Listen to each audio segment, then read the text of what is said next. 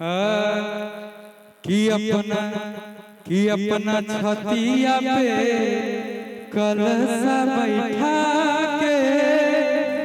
आइए भूटान चाचा आपके लिए गाना देवी गीत गाया जाए। माई बहन लोग सब जोरदार ताली बजावा हो भैया। देवी गीत के प्रोग्राम में आए हैं कि अपना छतिया पे कलसा बैठा के देवी माई के बोलैले बानी। कितने लोग अपने छाती पे कलसा रखते हैं इस नवरात्र में कि भरपूर माई आई है जरूर। अतिया घिउ के जराइले बानी। कितने लोग देवी मैया से प्यार करते हैं? एक बार हाथ उठाएंगे जरा सा। और अपने अपने मैया से कौन कौन प्यार करते हैं? अपने अपने माता से। इधर से भी आप लोग हाथ को उठाएंगे एक बार, तभी गाना होगा। लास्ट गाना है मेरा कि अपना छतिया पे कलसा बैठा के देवी माई के बोलैले बानी।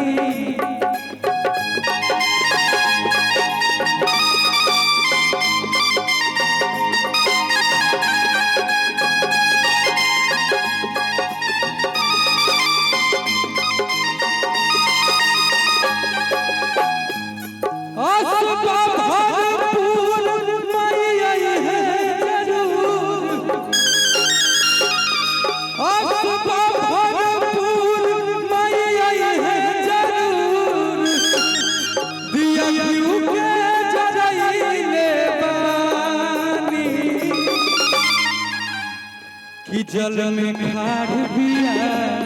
अच्छा किसकी माँ छठ करती है? एक सेकंड रुकिएगा भैया भैया रुका रुका भैया।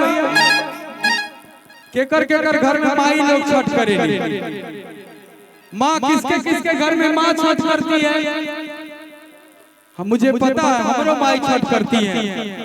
और कपकपाते हाथ में सूप जब रखती है इस उम्र में, तो एक लाइन हम गाए थे कि जल में खाड़ बिया अब बुढ़िया हमर माई कि आई ना देर जन लगाई।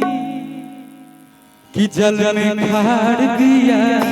ताली बजावेंगे।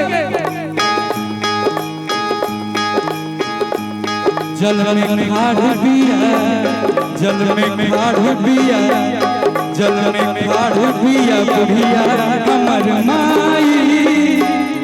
आदित्य आई ना दे जन लगाई।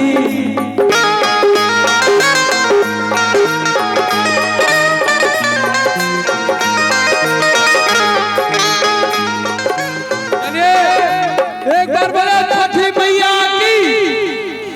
मिलते हैं फिर अगले